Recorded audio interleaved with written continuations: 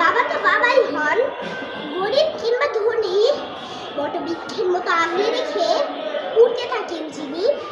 এবার আমার নিবেদন কবি দেবলা চ্যাটার্জির লেখা বাবার সংজ্ঞা। তোমার কাছে তোমার বাবা হয়তো রাজার রাজা, আমার বাবা খুব সাধারণ, রোজ খেটে খাওয়া প্রজা। তোমার জন্য তোমার বাবা চাপ পেরে এনে দিতে পারে, আমার বাবা তো কত দরিদ্র, খালি হাতেই ঘরে ফিরে। তোমাদের বাবা খুব ফিটফাট, গায়ে স্যুট হাতে ঘড়ি, জানো তো আমার বাবাটা ভীষণ অগোছালো, মুখ ভরা পাকা দাড়ি।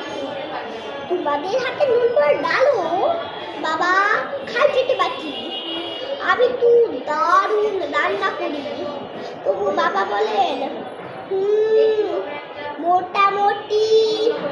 তোমাদের জন্মদিনে বাবা দাম উপহার দেয়, আমার বাবাটা এতই আনবো না, দিনটাই ভুলে যায়। তোমার বাবা হাত ধরিয়ে রাস্তা করায় পার, আমার বাবা নিজেই পারে না, আমি হাত ধরি তার। তোমাদের হাতে তোমাদের বাবা খরচের টাকা দেয়, আমি টিউশন করে মাসোহারা পেলে বাবার ওষুধ কিনতে হয়। তোমার বাবা রাখতেই পারে তোমায় ভীষণ সুখে, আমার বাবাও চেষ্টা করি আগলে রাখতে বুকে। হতে পারে তুমি রাজকন্যা, আমি হয়তো দাসী, তবু দিন শেষে আমি আমার বাবাকে ঠিক ততটাই ভালোবাসি। তোমরা বাবা শব্দে যে সংজ্ঞাটা দাও, সারা ফেসবুক জুড়ে চিরাচারিত বাবার উপমা আমায় বড় বিরক্ত করে। আমার বাবা তোমাদের করা দেখার মতো নয়, তাই ওগুলো দেখলে নিজের উপরে অভিমান হয়। তোমাদের বাবা নিজে না খেয়ে তোমাদের মুখে ধরে।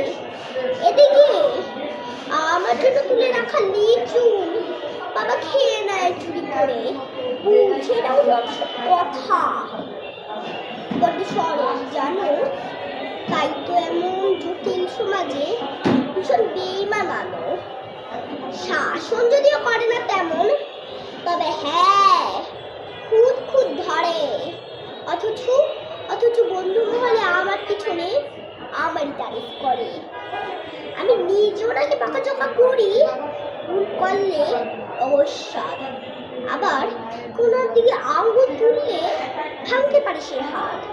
বাবা পরীক্ষার আগে সংশয় বলেন, কিরে পাশ করবি তো বল। রেজাল্ট বের হলে ভালো ফল হলে তার তো দু চোখের জল। যে বলে খালি আমার ধারা, কিছু হবে না নাকি, তাকে আমার সাফল্যে আমি তামামা বাজাতে দেখি।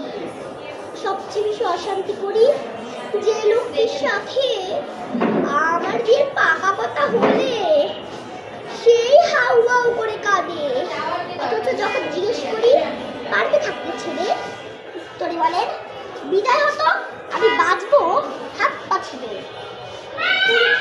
বুকের গহরে অভিমান জন্মায়, বৈশাখী দিদিও আবার সুবর্ণও ভুলে যায়। এই পৃথিবীতে সবাইয়ের সাথে কত পরিচয় হয়, হিসেব করে দেখেছি কেউই বাবার মতো নয়। সম্পর্কে সমীকরণেরা রোজ বদলায় গান, তবু প্রথম সারিতে বরাবর থাকে বাবা মায়ের স্থান। ঝগড়া ঝামেলা অভিমান এসব এত কিছুর পরও আবার একটা বিষয়টা খুবই দুর্বল করে বড়। আমাকে আমার প্রিয় মানুষেরা একটু নামে ডাকলেও বাবার মতো মা আমার কই ডাকে না তো কেউ।